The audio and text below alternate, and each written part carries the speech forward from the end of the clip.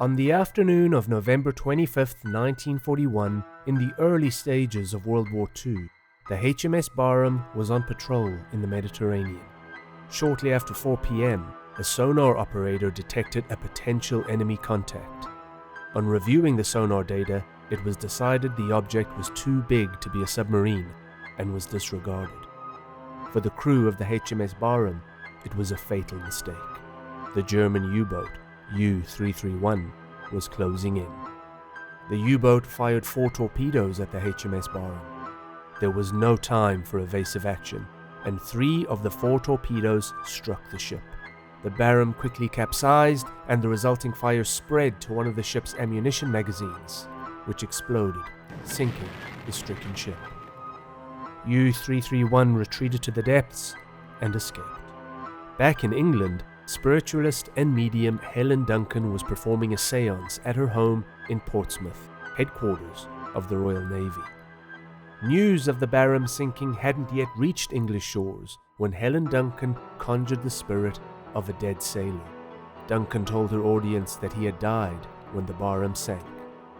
Seeing an opportunity to mislead their enemies and protect morale at home, the British Admiralty kept the sinking of the Barham secret. Helen Duncan's clairvoyance was perceived as a breach of wartime security. Authorities kept a watchful eye on Helen Duncan, and in 1944 raided one of her seances. Duncan was arrested, tried, and convicted under the Witchcraft Act of 1735, making her the last woman to be jailed in Britain for witchcraft. She was convicted of falsely attempting to conjure the dead and labelled a fraud. But her supporters questioned the timing of the arrest and prosecution. They claim that British military leaders knew Helen Duncan to be a true medium and feared she would reveal one of their most important secrets: the date and location of the D-Day landings. This is D-Day.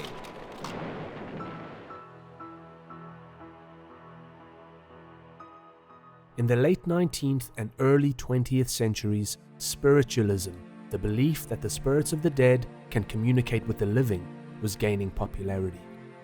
It was a powerful movement of individuals who yearned for a religion that united mysticism and science. Spiritualism sought to unite the natural and the supernatural world and to bring the dead into conversation with the living. The birth of the spiritualist movement can be traced to Margaret and Kate Fox in Hydesville, New York in 1848. The sisters, aged 15 and 12 at the time, reported hearing strange knocking noises in their house one night. They went on to claim they could communicate with the entity responsible for the noises, a man who had been murdered 5 years earlier and buried in the cellar. He was attempting to communicate from beyond the grave. Their story attracted significant public attention and brought spiritualism and psychic mediums into the mainstream.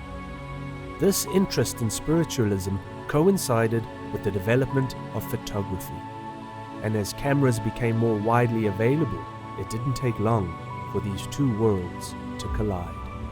To many, cameras and photographs were a scientific marvel bordering on the almost magical, and it was perfectly reasonable to believe that cameras could capture elements of the spiritual world that were hidden from the naked eye. William Mumler was a jewelry engraver working in Boston who began practicing amateur photography. One day in 1861, in the midst of developing a self-portrait, Mumler reported that the dim figure of his cousin emerged in the final print, which was troubling, as his cousin had died 12 years earlier. Images of the deceased continued to appear in Mumler's prints, and word of Mumler's spirit photographs soon spread throughout Boston. At the time, the United States was reeling from the Civil War, which claimed an astonishing 620,000 lives. Deep in mourning, Americans were drawn to anyone who offered even a fleeting connection to the souls of their dearly departed. Mumler was soon flooded with clients from across America. A visitor to Mumler's studio would be told that there was no guarantee that a departed soul would appear. Mumler didn't command the spirits, he maintained. They came and went as they pleased. and if a photograph didn't come out as the customer expected, Mumler would help his client search their memory to help identify the spirit who did appear. As Mumler's notoriety grew, he expanded his business, and in 1869 he moved to New York City. There, he came under the scrutiny of the mayor, who sent an investigator to visit Mumler's new studio, posing as a client. During the visit, Mumler produced a spirit photograph in which the ghost of the client's father-in-law appeared. However, the client's father-in-law was still very much alive and bore no resemblance to the apparition in the photo. Mumler was consequently charged with fraud. At his sensational trial, high-profile skeptic and owner of Barnum's American Museum, P.T. Barnum, decried spirit photography as a sham and commissioned a fake photograph of himself with the ghost of Abraham Lincoln to present at the trial as damning evidence. But the jury wasn't convinced. Barnum's photograph wasn't as credible as Mumler's, and no one had provided concrete evidence that William Mumler used fraudulent methods. Mumler was acquitted and returned to Boston. He shied away from spirit photography and refocused his efforts on the chemistry of photo development. He eventually invented a technique called the Mumler process that allowed the first photographs to be printed on newsprint, transforming the practice of journalism. But before Mumler retired as the world's most famous spirit photographer, he welcomed Mary Todd Lincoln to his Boston studio, wife of deceased President Abraham Lincoln. This is the photograph that William Mumler produced. He claimed that until he developed the photograph, he didn't know that his client was the late president's wife. And while Mumler withdrew from the world of spirit photography, the spiritualist movement was spreading. In the early 1900s, an English spirit photographer called William Hope began producing some incredible images. Hope was born in the English town of Crewe, and he created his first spirit photograph in 1905, a portrait of a friend which, when developed, appeared to contain an additional presence, the subject's sister, who had recently died. Using his newfound talents in the paranormal, Hope set up and led a spiritualist group called the Crewe Circle. Following World War I, support for the group and demand for its services soared as the grieving relatives of those who had died during the war desperately sought out any way to contact their loved ones. By 1922, Hope had moved to London and established himself as a medium. He gained a number of ardent and high-profile supporters, like Sir Arthur Conan Doyle, physician and the creator of the Sherlock Holmes mysteries.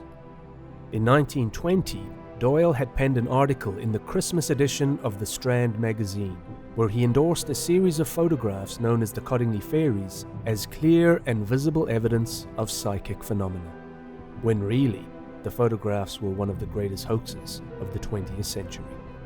Not great journalism from the man who created the world's greatest detective. When William Hope settled in London, Arthur Conan Doyle was the vice president of a group called the Society for the Study of Supernormal Photography. The group famously sat for a photograph taken by William Hope, and of course, an unidentified spirit made an appearance. And while Doyle and his society were ardent supporters of William Hope, another organization was less sympathetic. The Society for Psychical Research sent magician turned paranormal researcher Harry Price to investigate William Hope and his photographs. William Hope's process was well known. He used an old-fashioned camera and insisted that clients bring their own sealed photographic plates to reduce the chance of any interference. He also allowed visitors to inspect his old Lancaster quarter-plate camera, including its lens and carrier, to reassure them of the authenticity of his spirit photographs. Harry Price concocted a plan to use Hope's process against him. On January 25, 1922, Price visited the offices of the Imperial Dry Plate Company in London to commission a special set of 6 photographic plates for his upcoming investigation. Price explained his plan, and they proposed to make a set of plates that were secretly marked with the company's logo, which was a lion wearing a crown. These markings were applied to the plates using an X-ray apparatus, making them invisible to the naked eye. When exposed to the chemical mixture during processing, however, the logo would appear and be transferred onto the print. The company told Price, "We have tested this method and find it quite infallible." In simple terms, the plan was for William Hope to take a photograph of Harry Price. If the final photograph included an apparition and the company logo, it would be proof that the photograph was genuine. This is the photo of Harry Price. Unfortunately for William Hope, there's no sign of the imperial lion. Harry Price concluded that William Hope had switched out the plates and used his own plates to create a double exposure. He declared William Hope to be a fraud. Following a report on Price's exposé, Sir Arthur Conan Doyle published his own report called The Case for Spirit Photography, in which he commended Hope's character, offered evidence for the photograph's validity, and presented numerous testimonies by some of Hope's many satisfied customers. In one testimony, a former client stated, "My good wife and myself have not the slightest doubt that it is a photograph of one of our daughters. I do pray that this knowledge may bring joy and comfort to some sorrowing heart." And while skeptics and believers argued over the authenticity of William Hope's photographs, his business continued to thrive. But the world of spirit photography was about to take a curious turn, a turn that would lead us back to Helen Duncan.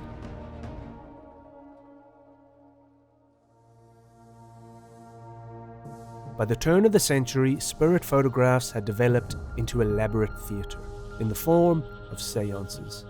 Suddenly, photographs began to appear of mediums grappling with a strange, fibrous material that emerged from their mouths, noses, and ears, or twisted out of corners like writhing tentacles. This was ectoplasm, a mucus-like substance believed to be a physical manifestation of the spirit world. According to believers, ectoplasm only survived briefly and disintegrated when exposed to light. Photographs of Helen Duncan show long lengths of ectoplasm tumbling from her mouth, or more unnervingly, connecting to eerie, doll-like figures. These photographs attracted the attention of Harry Price. Price began an investigation of Helen Duncan and took a number of photographs of her manifesting ectoplasm. These photos were taken using flash photography, and in the bright light, the air of mystery was swept away. The ectoplasm was revealed to be cheesecloth that had been combined with egg whites. Price believed Helen Duncan would swallow the wadded-up material and regurgitate it during a trance. At times, the cloth would be kept in her nose. In one photo, Duncan can be seen producing ectoplasm and a hand reaching out from beyond the grave. It turned out to be a rubber glove. Psychologist William McDougall, who attended 2 of the seances along with Harry Price, pronounced her whole performance fraudulent. Despite these allegations, Duncan's popularity endured. But in 1941, when she conjured up the spirit of the sailor who died on the HMS Barham, the allegations would come with severe consequences. The Portsmouth-based Barham was sunk by a German submarine on November 25, 1941, with the loss of 859 of her crew. But the sinking had been made a state secret. When Duncan conjured a spirit claiming to be a dead Barham sailor, the British authorities took note. Some took it as proof of Duncan's psychic power. Others believed she had been tipped off and was giving away naval secrets to improve her reputation as a psychic medium. It's unclear if the authorities fell into the first group or the second, but on January the 19th, 1944, a seance was raided and Duncan was arrested under the Vagrancy Act of 1824. The Act contains a clause that prohibits professing to tell fortunes or using any subtle craft, means, or device, by palmistry or otherwise, to deceive. Legally, it was the perfect fit for Helen Duncan's case, but the penalty would have been a small fine. The authorities regarded the case as more serious than that. Duncan had revealed a military secret, and in 1944 there were bigger secrets to protect, namely the date and location of the D-Day landings. A slap on the wrist wouldn't suffice. Eventually, they discovered Section 4 of the Witchcraft Act of 1735, covering fraudulent spiritual activity, which could be tried before a jury, and if found guilty, the accused could be sentenced to prison. It was the first use of such a charge in over a century. At her 7-day trial at the Old Bailey in London, more than 40 witnesses testified to their belief in her powers. Even so, the jury found her guilty, and she was jailed for 9 months at Holloway Women's Prison in North London. In 1951, Parliament repealed the 1735 Witchcraft Act, making Helen Duncan the last person in Britain to be convicted and jailed for the crime of witchcraft. When modern eyes look over the work of William Mumler, William Hope, and Helen Duncan, it's easy to see the deception. But why did they all have such loyal and devoted believers? Possibly it's because all three were active during times of war. A Harvard study concluded that the more profound the impact of war on an individual, such as the death, injury, or abduction of a household member, the greater the likelihood grew of that person turning to religion. In the late 1800s and early 1900s, spiritualism was a growing religion in much of the Western world, and it offered believers a way to cope with the loss of a loved one. By the 1930s, spirit photography's popularity was in decline. The countless investigations by Harry Price and others had tarnished the industry's reputation. And when renowned illusionist and performer Harry Houdini began campaigning against fraudulent psychics, even testifying before Congress on the issue, it was, and pardon the pun, the nail in the coffin for spirit photography. But for psychic mediums, business is still booming. Industry analyst Ibis World reports that the psychic services market in the US alone is worth $2.3 billion. It's an industry mired in allegations of fraud and deception. Scam psychics prey on people who are grieving, lonely, or struggling emotionally, physically, or financially. It's telling that when authorities swoop, the psychics never see it coming. Thanks for watching, and if you enjoyed this video, please check out some of my others, and consider subscribing to the channel.